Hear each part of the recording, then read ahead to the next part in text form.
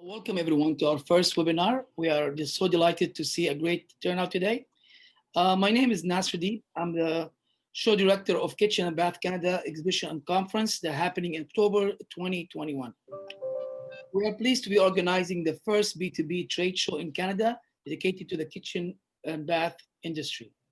I would like to extend a special thanks and appreciation to our panelists and moderator for supporting this webinar by contributing their time and efforts to make this webinar possible. We are determined to service this important industry and provide the ideal platform that will cater to the fast-growing kitchen and bath market in Canada. I hope everyone will enjoy the valuable information the panelists will be sharing today through this webinar. Please join me to welcome the President of National Kitchen and Bath Association in Quebec, Ontario, Canada, Ms. Denise Turner, to say a few words. Thank you, Nasser. Thank you very much. So yes, I am the current president of the Ontario chapter of the National Kitchen and Bath Association. And on behalf of all of us, we are extremely excited to support the first ever Canadian Kitchen and Bath Expo happening in October 2021. For those who aren't familiar with the NKBA, which stands for National Kitchen and Bath Association, we are the industry's leading association, and our purpose is to enhance member success and excellence, promoting professionalism and ethical business practices, and to provide the leadership and the direction for the whole kitchen and bath industry. You definitely don't want to miss this show, as you will learn so much, have a good look at all of the goods and services in the industry, and take away very valuable information. And I'll leave it over to you, Samantha. Hey, great. Thanks, Denise. First of all, welcome and thank you for joining us today and taking time out of your busy work days and or your Zoom fatigue to join us in this discussion. I'm hoping we have quite a lively discussion about where the industry is right now and the impacts of COVID on our industry, our customers, and our suppliers.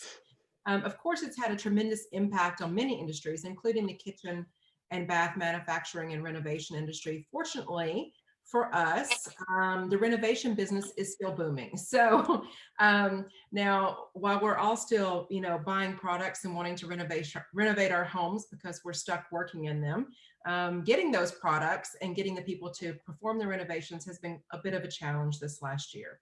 So I'm really happy to have our experts join us and add their opinions and their ideas about where we are now and where we're going. And I guess I was remiss in introducing myself, although I do know a lot of people from the industry. I'm Samantha Sannella. I'm a managing director at Cushman & Wakefield, but previously I owned my own company, Urban Retreat Homes, where I designed and built many homes. And so I've done many kitchens and bath renovations and new builds. And of course, it is my love, and occasionally I still do one.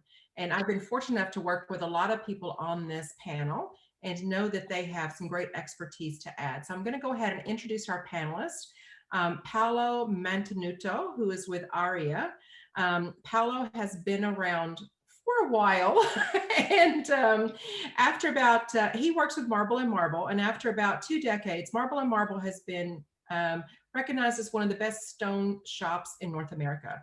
He has a lot of experience and background in engineering and has created a number of spin-off companies, including ARIA Vent, which I'm sure he will reference today.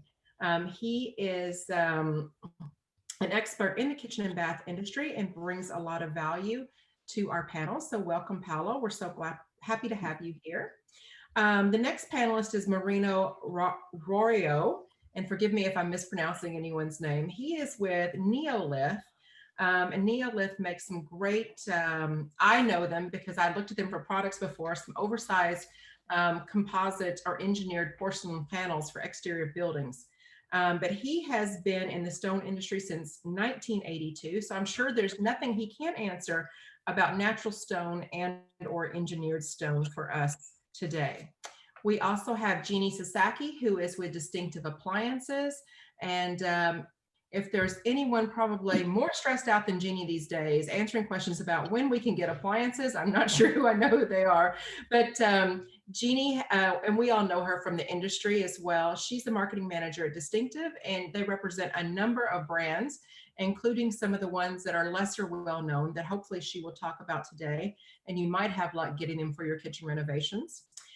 We also have Yvan Savoie with Kalia, which makes beautiful faucets and other products, Kalia Design. I recently just learned about them and checked them out and noticed they have matte black shower enclosures, which I got really excited about and made me want to renovate my bathroom. But for the past 4 years, he's been with Kalia, and I believe he is situated somewhere outside of Quebec City, as he noted today previous to the call, and he is in charge of business development, product management, and sales for Kalia. So if you have questions about faucets and bathroom products, I'm sure he can answer them. And then last but not least, we have Margaret MacDonald, and Margaret MacDonald is like myself, a fixture in the interior design industry in Canada. She is a kitchen design and product expert, and Margaret is an interior designer and has worked with Aya Kitchens and Paris Kitchens, currently working with a number of different products to help improve them and help market them across the industry. So we're happy to have her here. She's spoken at a number of conferences in the past and has a lot of expertise with countertops as well and appliances such as Sub-Zero and Wolf. So thank you guys all for joining me. And have I left anyone out? If I have left anyone out, please speak up because I can't see all your faces on my screen.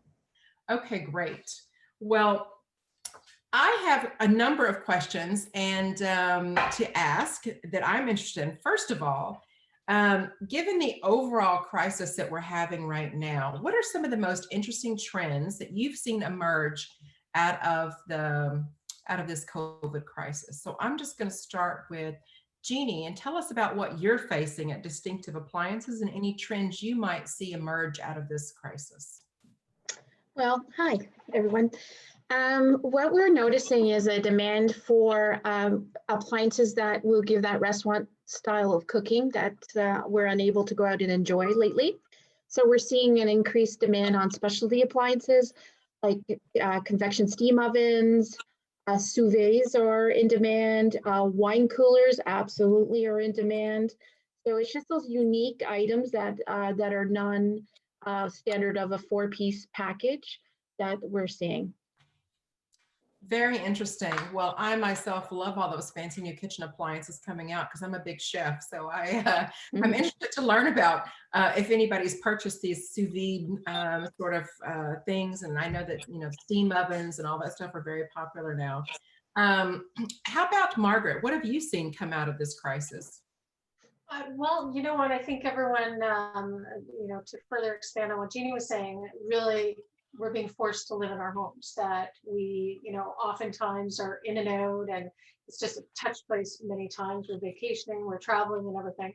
So what we're seeing now is obviously people are living in their spaces and they're really noticing the voids that they've been, avoiding to deal with. And when it comes to design of the space and how they're using the space. So now they're taking these opportunities to either buy new, the luxury market for builders right now is through the roof, or they're looking at renovating their homes and really creating a space that they fully enjoy.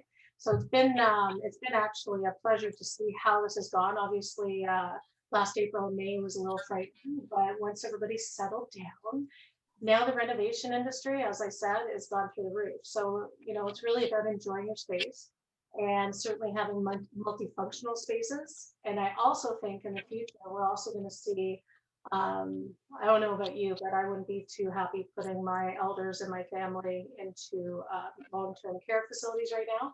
So I think it's really expanding how you live in your homes and accommodating for that. So I think we'll see a lot of changes coming. Yeah, that's a very good point to make. I do see that these trends obviously are affecting many industries, that one being one, long-term care and retirement housing, of course, and also the commercial office industry, which was my specialty. So kitchens and common spaces and social spaces in those places are also changing. And I am privileged enough to be part of numerous discussions with landlords and developers about how buildings might change and what kind of innovations are going to occur in new buildings as well. How about Paolo? You want to talk to us about, are you seeing any changes due to COVID in your industry? Yes, there is a lot more that people spend to renovate. I totally agree with Margaret. Their space, whether it's residential or even in commercials. But we're more interested in servicing the residential industry. And we found with the two companies that we own that there's been actually an increase of demand to service this industry. In particular, Yvan, which is the company that is a spin-off of Marble and Marble, has been doing extremely well. As people staying home, they like to change few things, sometimes because they don't have the budget, or sometimes just because they don't have the time. And things like accessory for HVAC seem to be a simple and immediate target. We're there to supply beautiful, innovative vents, and the company is actually increasing tremendously. I can give you a data. In January, we were selling online, and right now in November, we're selling 3.5 times what we were selling in January, just to give you a sense of increase after the COVID started. So I don't want to say it's been a good thing for us, but it's been definitely not an obstacle for our growth. That's amazing. We should all be investing in our event. What about Moreno? What are you seeing in the countertop industry? I think, let me clarify one thing. My last name is pronounced Ruraro. I'm sales director of Marble Trend Limited in the Ontario market. And we are the sole distributor of Neolith as a product across Canada.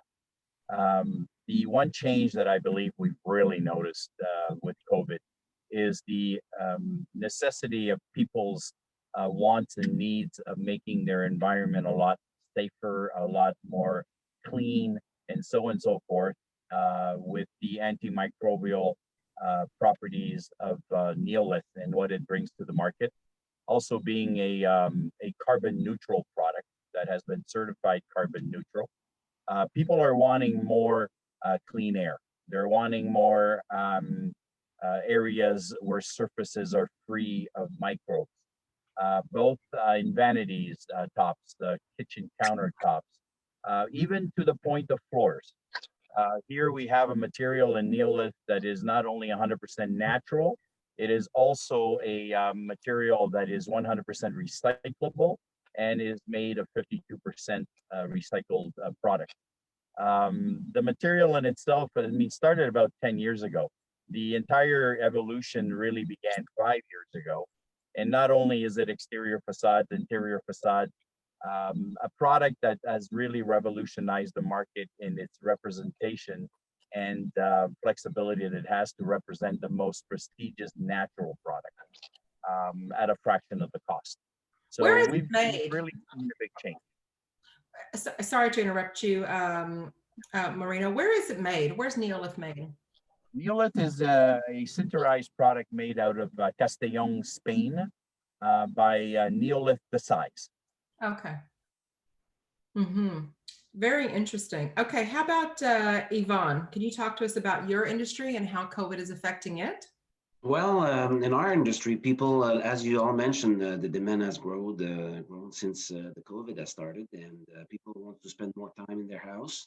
They want to have some product that will be functional and that will look great.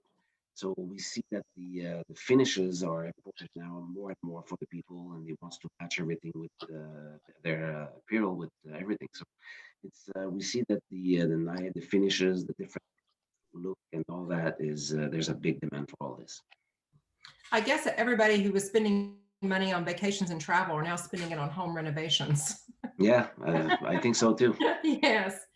I'm just going to move on to question number 2 that I have prepared. I do believe the longer this goes on, the more our collective consciousness has changed. So for instance, if we're faced with staying home for another 6 months or so, then we'll see even more people, you know, embrace the idea of, okay, I'm going to renovate because it's, I'm more comfortable and I want to look at better products, et cetera, in our homes.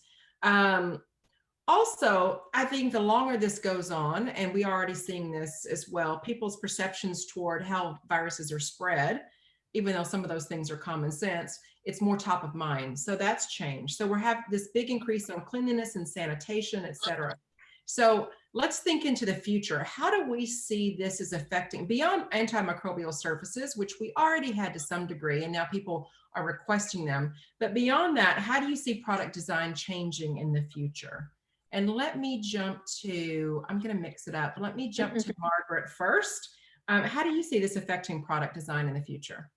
Well, I think it's really going to come down to innovation and products. You know, right now you can get things like touchless faucets, and you can open your cabinets, you know, push to open. There's also touchless and so forth. We're going to see a lot more investment in that from the suppliers on the innovation. We're going to see a lot of homeowners willing to spend the money on that. A lot of these items have been available in the past, but they haven't been widely used. And money and knowledge and not feeling the need. Now the demand will be there. And I think, you know, being able to open your pull out garbage without your hands, that's going to be key to put the waste away. I think integrating UV lamps into the kitchen to sanitize the space is going to be something that is going to be relevant in the near future and more commonplace.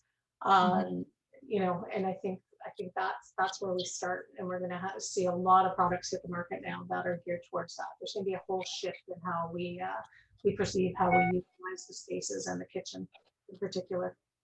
Jeannie, are we going to see a self-cleaning fridge come anytime soon? No, I don't think you will, because of there are ventilation hoods out there right now that do offer a clean filter, and it's always been an added feature. I think it's going to be more the norm of ventilation. I think it's just going to be a standard feature that's going to be automatically requested and above the hoods. The second one I've noticed that we've had for a while in our own barn was a refrigeration with blue light technology that actually prolongs the vegetables and fruits, because we're not getting out as much and it's safer to not go out as much. So I think that blue light technology will really come to the forefront, helping people shop less, spend less, and not throw away as much as well. That would be really interesting to have. I myself would like the idea of a self-cleaning fridge where you could just take it out and it could steam itself, or the UVC light to kill all the germs, etc. Yeah, for sure. Or a fridge that orders all your staples for you when they come down that low. Yeah. That would be great too. Yeah. Okay, so interesting. What about further ideas for extra hygienic, let's say, products and services, Yvan, in your industry?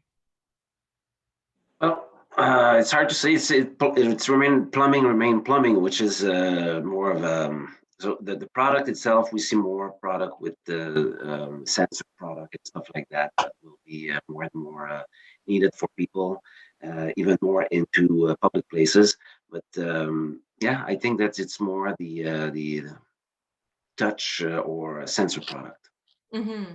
I was always interested in this concept of the toilet that could talk. I don't know if you've heard that idea that you know, you could have a toilet give you biofeedback, right, on you know, are you healthy or not, because it can test the water, let's say, after you use it. So I always thought that idea of the science behind bathroom products to be quite interesting, because they could, if you think about it far in the future, when you're even standing in front of your mirror and it has a color rendition technology, it could tell you, oh, you're looking a little pale today. Oh, your color is off today, right? So these things could read your blood pressure if you touched your, it's funny, I'm not even a fan of science fiction movies, but yet these things fascinate me, because truthfully, your bathroom could become like a medical lab in the future. Sure, yeah, maybe, but at this point, it's not something that I've seen.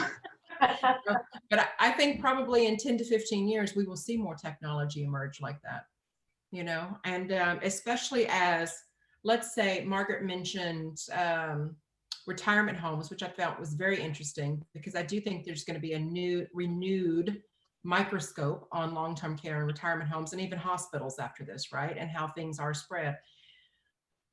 Some of those technologies where could be used in the place of people where staffing is expensive and short, such as in long-term care and hospitals, right? So if we could use the washroom and have it give us biofeedback, rather than having a nurse test certain things, right? And have that lab cost, it would be very interesting. Anyway, that's just my take of what's going to happen in the future. And the reason I say that is because it's one thing, like, okay, we all look up to be about the same age, right? Dare I say over 50? Anyway, Jeannie may not be over 50, but anyway, the rest of us may be over 50. But look at your teenagers and how this is affecting their lives, right? So these are the defining moments in kids' lives from, elementary school to university. And they're the people that will be creating and buying the products next generation. So how is this going to affect them? And I think as leaders in the industry, that's what you have to sort of project for. So that's why I asked those kind of questions. Let me just move on to the next question. I think we've sort of answered it though. So post-COVID, what we are estimating is that 30% of people will continue to work from home long-term. So obviously that puts a huge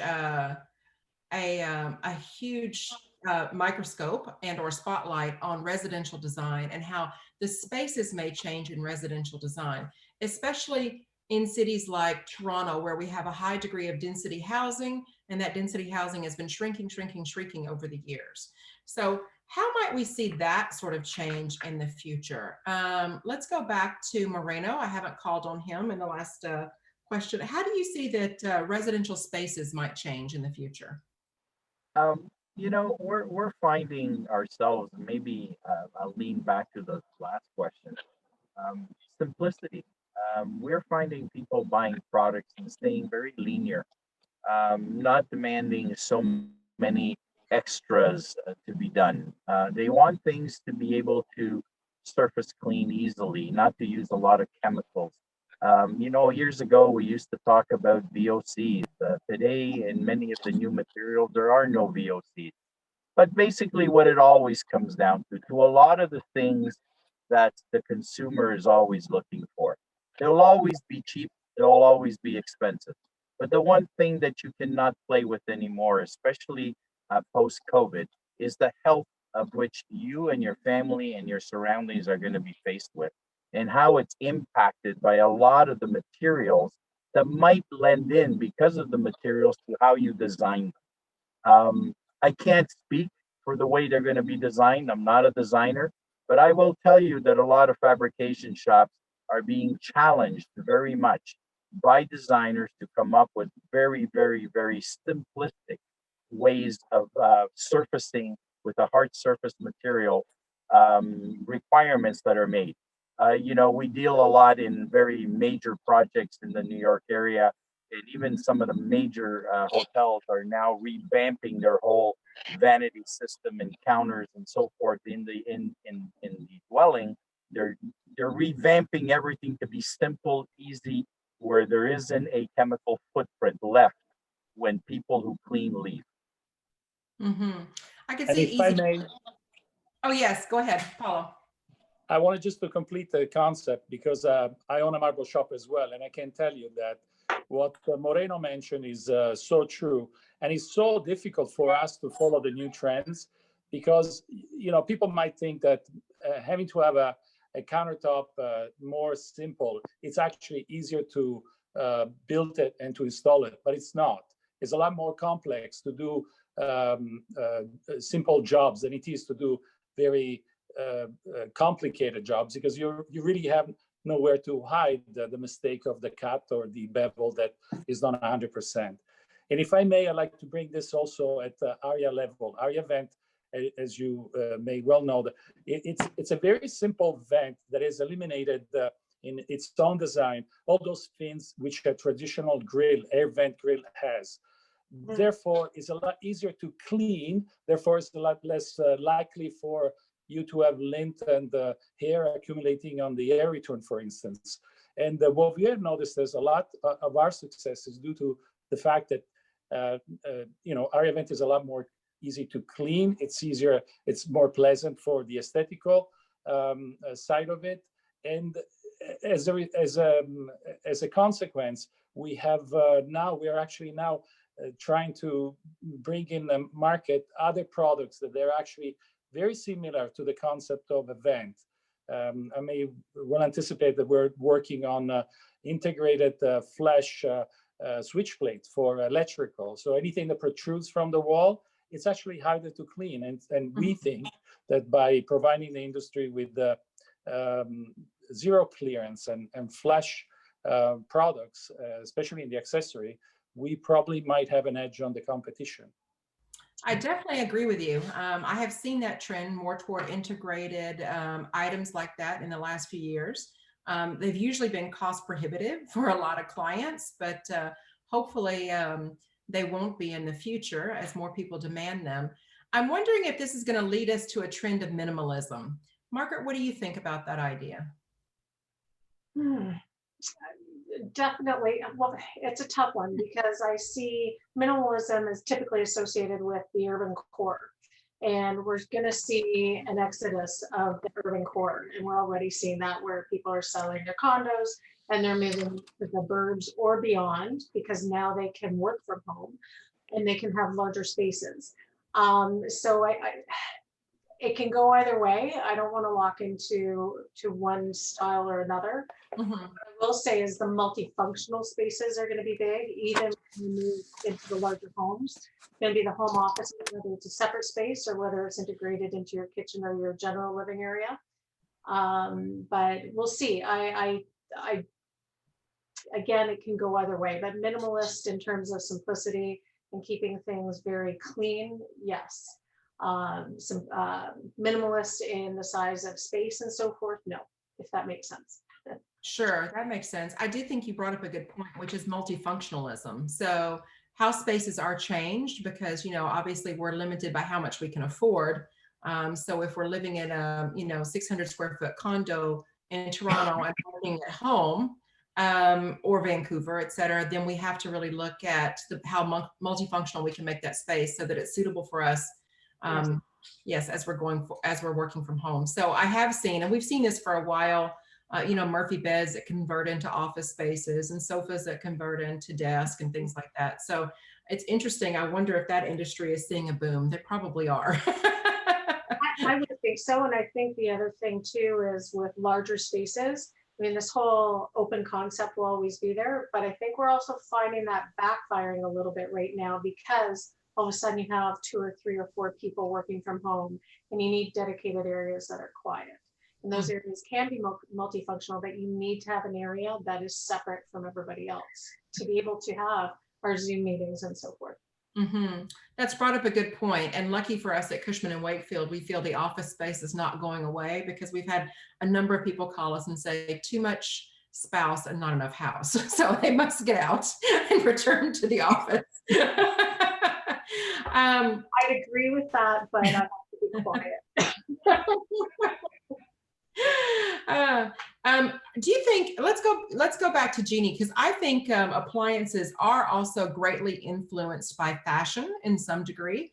So we see appliances take on different looks as a way to differentiate the product lines over time. Do you see anything coming out of the trend of COVID that might have to do with color in appliances or just the design details that are going to be influenced by the longer this goes on? Well, manufacturing appliances and creating them does take a long time. So if anything, you're not going to see the trend affected by COVID until another year, a bit from now, unfortunately. So what's trending now is what was required a little ways back and then transitioned to the designs of different heritage seems to be, so is trending right now behind me, I guess in that picture, is a Verdizoni heritage range. And color is actually really popular right now. It has nothing to do with COVID, unfortunately, but it's nice to know that these are viable. But talking about the material, though, that is actually in a demand right now. So there are different types of stainless steel. So you want to be careful. So this one behind me, like 304 stainless steel is probably the best type of appliance you could buy, and which will keep all the viruses off surface contact. It's easier to clean. It's non-porous, and that I see people asking me questions about that product because how do we clean it? You know, they're asking about cleaning, but definitely no COVID trends yet. So, and that won't come for a while. Right. Maybe a faster speed to market or time to market would be the things that Paolo represents. Paolo, do you see, and I'm not sure why your camera is rotated, if you have decided to mix it up, thank you.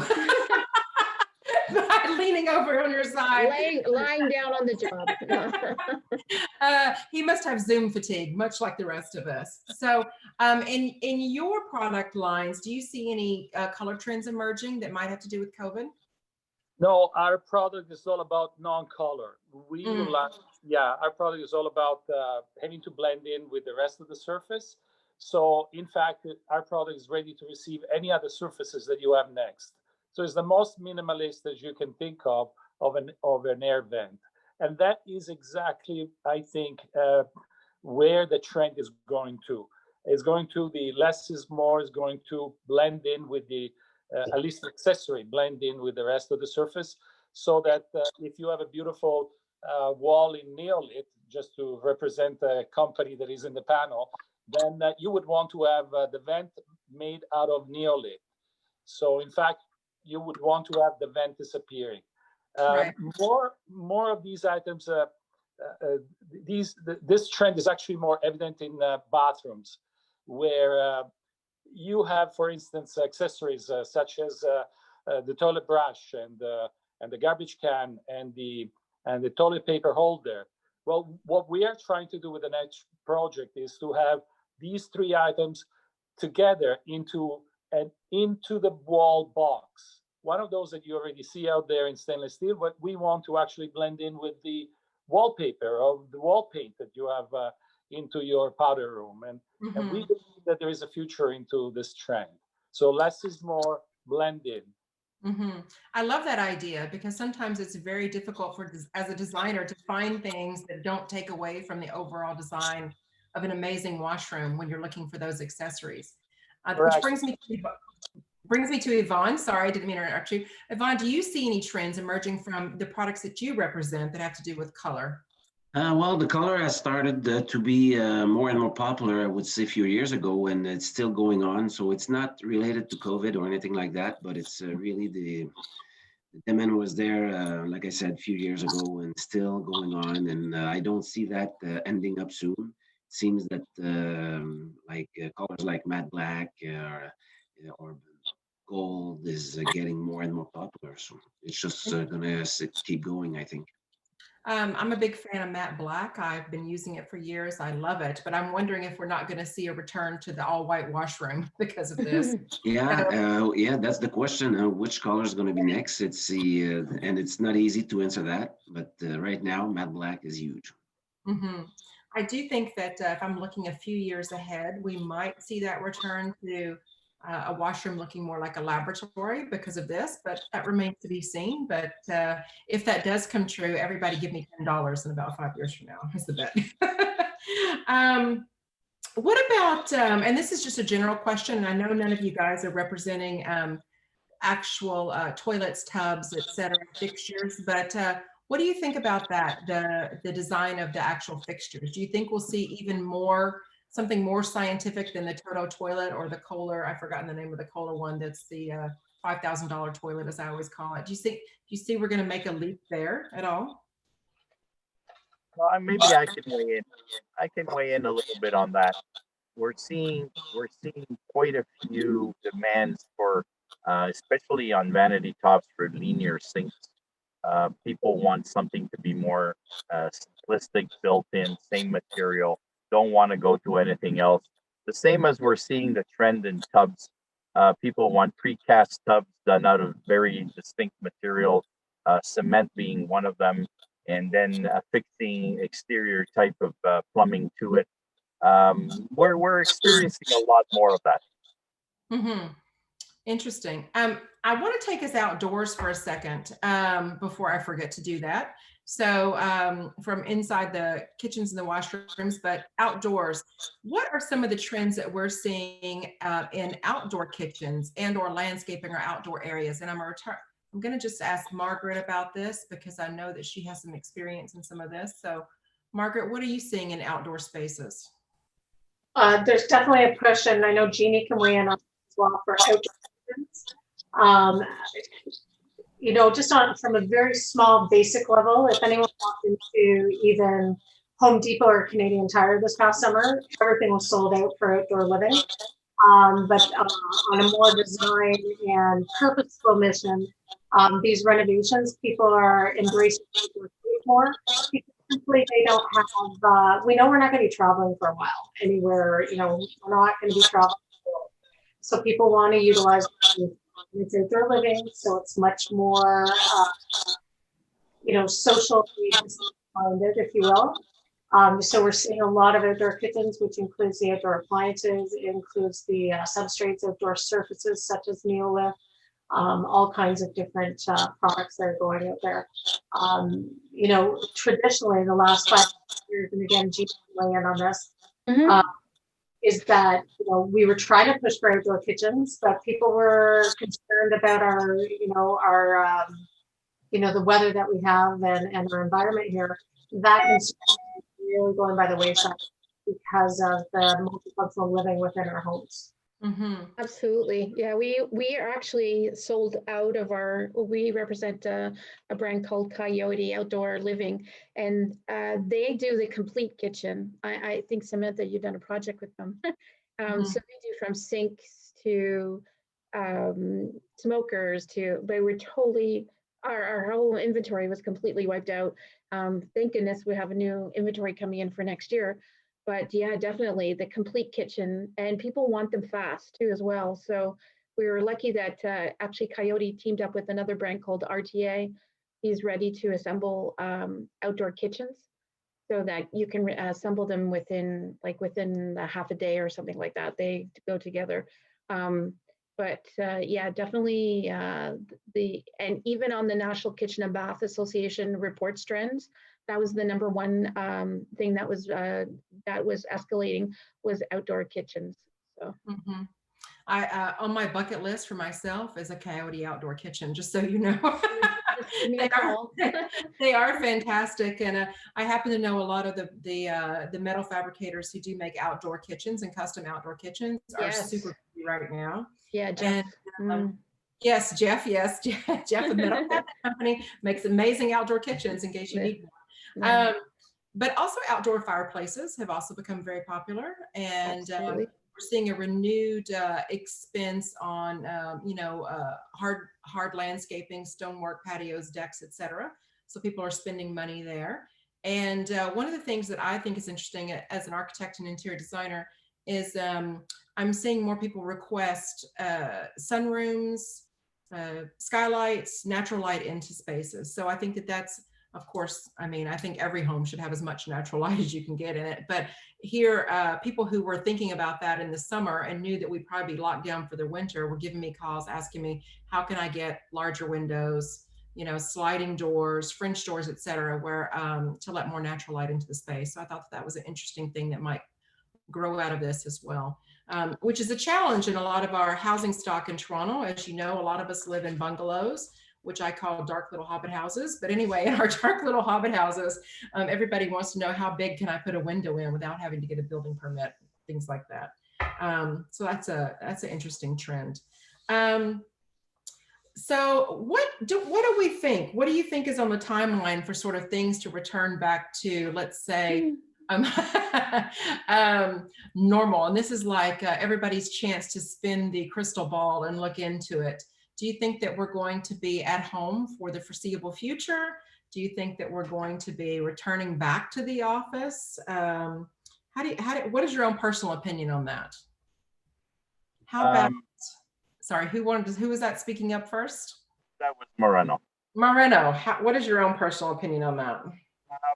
In being able, I haven't missed a step in traveling across the country and also moving into the east and west side of Canada during COVID.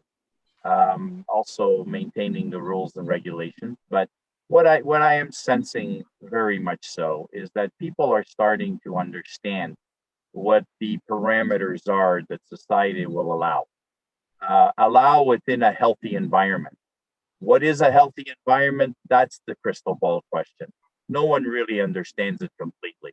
We're faced with a pandemic that we've never in our lifetime have faced. Now it's how do we not only come out of it, is how do we sustain staying out of it? We don't know what's coming down the pipeline of what is generated through, in third world countries and ends up in our backyard. We're able to speed ourselves across the world. In 24 hours, we can go right around the globe. How is that affecting what we do? We don't know. We don't know. And I'm not going to say that it's going to be 3 months, 6 months, a year, 2 years, 3 years. What I know that normality will never be the same as it was pre-COVID. That brings me to a good point. What do you think this will do to our, as a society here in Canada, our willingness to buy products that are made overseas versus buying Canadian? So I am seeing a bit of a trend of, support Canadian products, support our own economy. Do you think that is going to shift your industries at all? How about Yvan? Yeah, I think it's we see again people asking for products that are made or developed here in Canada, and I think it's going to grow. This trend is going to grow in time because it's our economy. We are all here. People wants to be more supportive of the companies that are here instead of trying to support people that are anywhere else.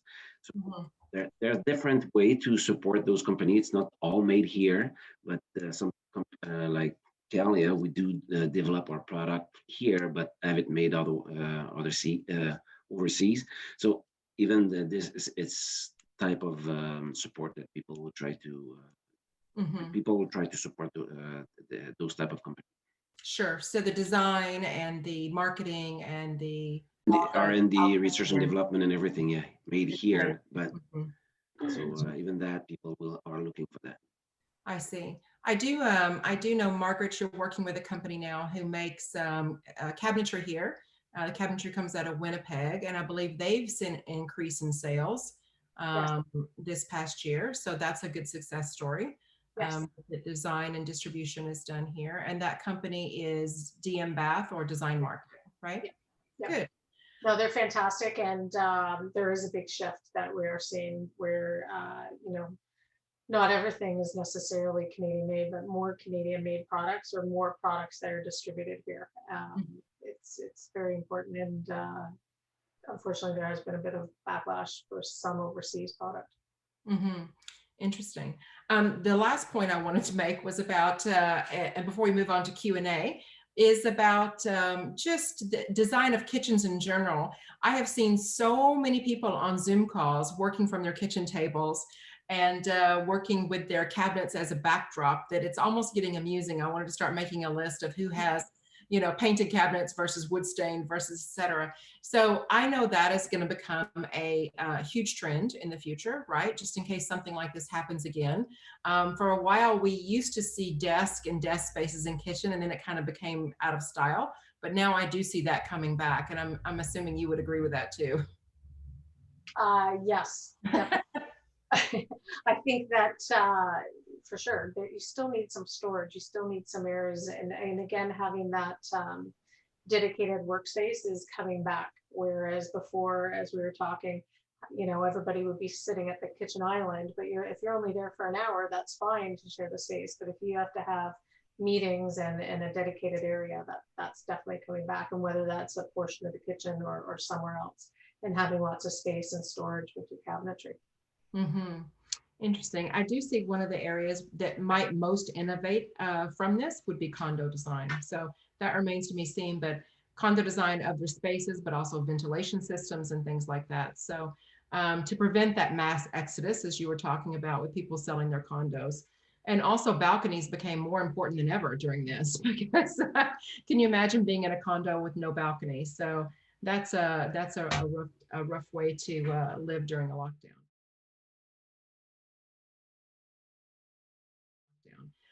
Thank you all for your remarks. We are going to roll it over to Q&A right now. So I believe the Q&A chat will come up, and then depending on the question, I'll call on one of you guys to answer it if that's okay. Let's see here. This comes from Owner, who says, "Hi everyone, this is Owner asking. We are one of the big distributors of tiles and bathroom products in Turkey. Our plan is opening a showroom for selling Turkish brands in Canada. I want to ask all the panelists, which cities are the most effective and which tiles are being used more than others? What is your advice?" And this comes from Owner, who is KPES Tile and Bath in Turkey. So that's probably a, let's see, a tile question. Maybe let's ask Margaret, and then for bathroom products, let's ask Yvan, even though he's going to be a competitor of yours.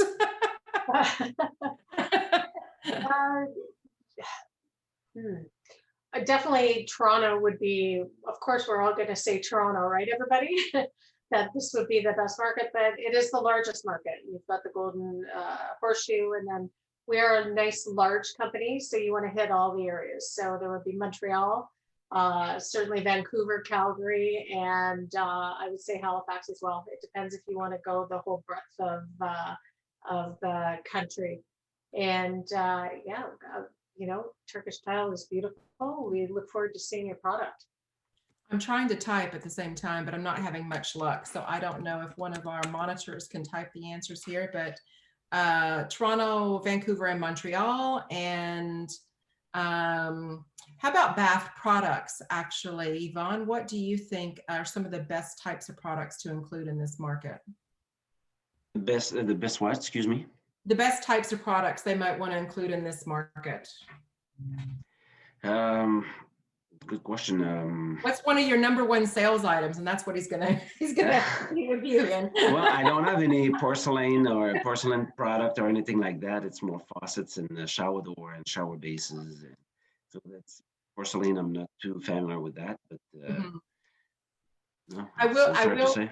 Stress that the Canadian market tends to be what I call a little bit more on the North American side. So more, I should say, not, I don't want to say plain and simple, but more, let's say, sophisticated and minimalist than some of the other countries. So Owner from Turkey, if you're watching, you're welcome to email me, and I'm happy to give you advice, as I do a lot of companies that come into our market, on what Canadians prefer. Okay, let's move on to Melmot, who is asking, what is the best strategy for companies with new products and new brands to access the market? So do we have strategies for new products and new brands? Let me go over to Paolo, who seems like an expert in creating new companies and marketing them with great success. So what advice would you give Melmot? Oh, you're on mute, Paolo. Okay, aesthetic and functionality, they both have to go hand in hand, and innovation. Innovation is a big part of the new product. For anyone to break into a market, he needs to bring in an added value, something that is not being brought by anybody else. If you don't have that innovation, then you're going to have to fight on the dollar, on the price. And that's really the last thing you want to do, especially if you are a startup. So my suggestion is try to find the added value of your product or service and then break into the market. One thing, if I may go back to the porcelain question, if you don't mind, I was going to say that large format tiles is the way to go for the future. And Moreno will probably confirm that. We're migrating from a 12 by 12, 12 by 24. Now we're looking at 24 by 24 tiles. We're definitely moving into a full-size slab in the shower, the floor. We're asked more and more to cut slabs and to use large format tiles as they were full and complete slab cladding. Maybe Moreno can integrate his answer into this. Yeah, weighing in on that, the 24 by 48 is almost gone. We started 5 years ago, and already we're looking to move from 24 by 48 to 31 by 72s, 30 by 60s, 48 by 96. Everything is gone large. Why? It's very simple. The installation trade is have reformulated themselves with the ability of putting down lighter, bigger tiles, and their tooling now facilitates that for them. They're making more by the square foot bang for their dollar, and the spaces require some larger tiles. Showers, sure, large panels, no grout lines. This is where innovation is. You've got to blend yourself in to things that are simple, easy, and very, very simple for a woman or a man or a cleaning lady or anyone who's going to be putting their hand to something, to be able to keep it clean and to keep it completely what I call chemical free. Which brings us back to the innovation part of the second question that you asked. So, for instance, if someone comes up with the simple installation procedure to apply this huge tile, which is as big as floor to ceiling, left to right, then the company that comes up with this solution might have a step ahead with the competition and perhaps provide the industry with something that the industry doesn't have right now. And yeah, so I think innovation, aesthetic, and functionality, these are the three items that a newcomer should look at. Great answer. I always do believe design is the key differentiator in most products. I'm going to move on to Laura Noble, who is asking, is there a light for kitchen use that shows germs on surfaces or for cleaning purposes? Laura Lee, I don't know if you know this about me, and I know we're friends, that I'm very OCD and quite a germaphobe. And there are some lights that do show that. They're black lights. So if you happen to just Google it up, you'll see many companies offering that product, which is a bit like a CSI episode. So you may not want to actually see what's in your kitchen. Jerry has a question. Are there any new products in the market that are designed for accessibility and inclusivity?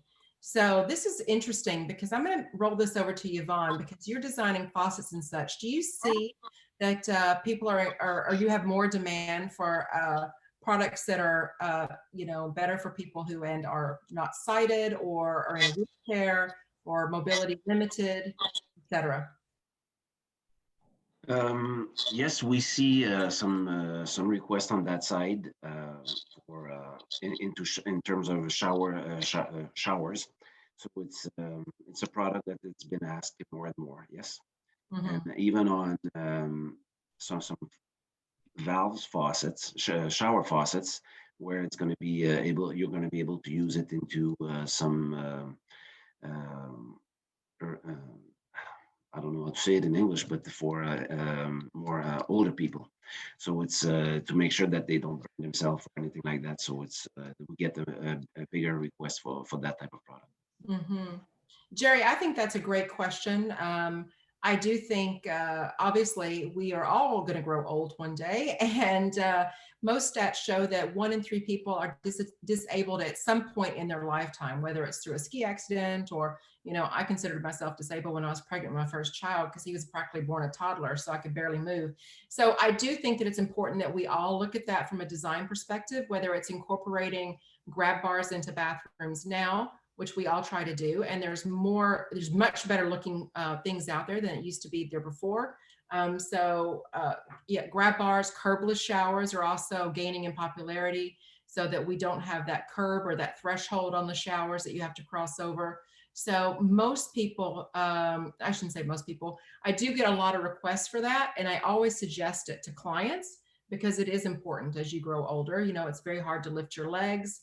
So that's one thing. And I do get a lot of requests for those beautiful, stunning freestanding bathtubs in bathrooms.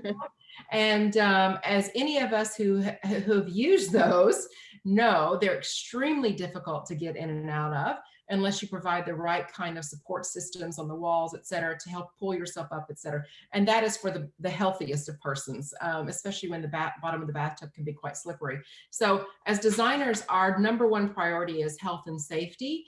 And these are sort of all things that we try to look at.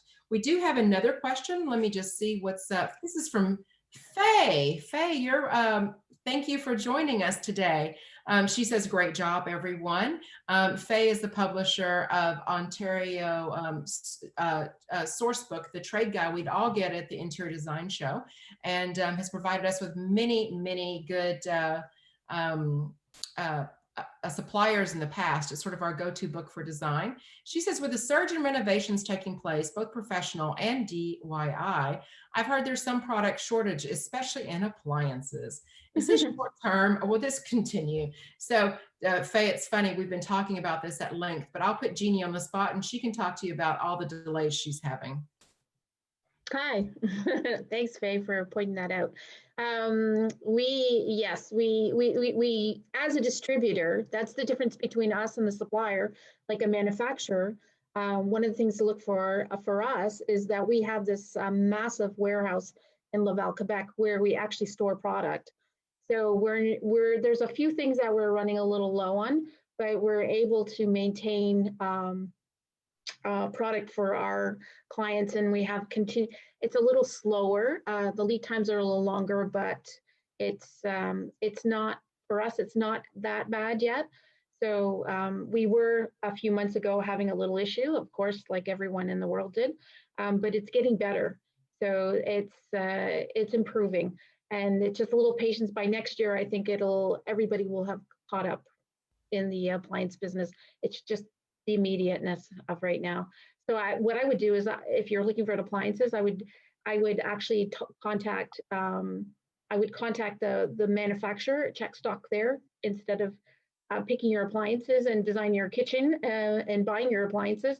You can take it one step further. I would go beyond the retail store, and I would check with us, check with our other brands. I would check with the manufacturer or the distributor first, because they will have a more accurate answer of what's in stock and what's not in stock. Mm-hmm. Great answer, Jeannie. And Faye, I love your next question, which is about when you can't go to the store to see something live and touch it, how do you know if the colors are really going to match? And I had this incident recently while I'm helping one of my dear friends with his kitchen, and we were looking at matte black versus black stainless steel and what the difference would be. And, obviously different manufacturers have different colorways. And so it's almost impossible. And I have not met any who are willing to send me samples. So her question was about how easy is this? It's not true to life online, as we know. Screens can be deceiving. And how are companies dealing with this? And can they provide samples? And is it easy to return?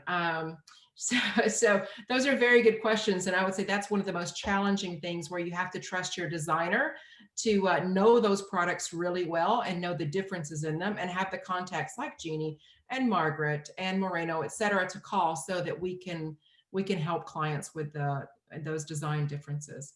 We are out of time, and I just wanted to say thank you for everybody for joining us. It's been a pleasure to talk to you all, and maybe we can regroup over wine once this is all over and have another chat. But and I appreciate all you guys who took time out of your busy day to join us. If you do have further questions, I'm always happy to answer emails, and I'm sure that they will share my email with you if needed. And I want to say best of luck to all our suppliers out there and to our audience during this, at least next 28 days in Toronto while we're all at home. But those of you who are free to roam a little bit more, we're all a little bit jealous at this time. But anyway, have a great and healthy holiday season. And hopefully we'll all meet in person at the trade show next year. Thank you. Thank you very much, guys, for joining today. And just want to say thanks for everyone to making the time. I think it was a great learning experience for me personally. I also would like to extend special thanks and gratitude to our sponsor and exhibitors, and particularly NKBA Ontario and Next Home and Home Publishing Group for their amazing support. Please don't forget to stay connected with us through our social media platforms and our official show website, kbcexpo.com. Thank you.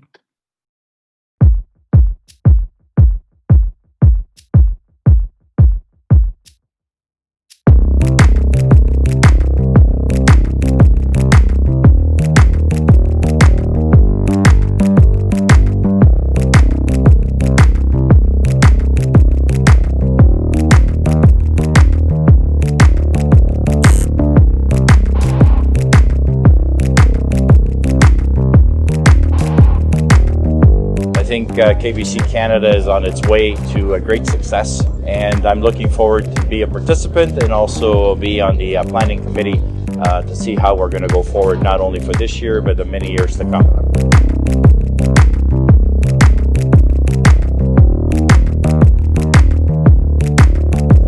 See where we go from here, and I think we're going to do our best to bring a great event to the people in the industry, and I think it's much overdue. So we're excited to be a part of it, and I can't wait to see how it goes in the future.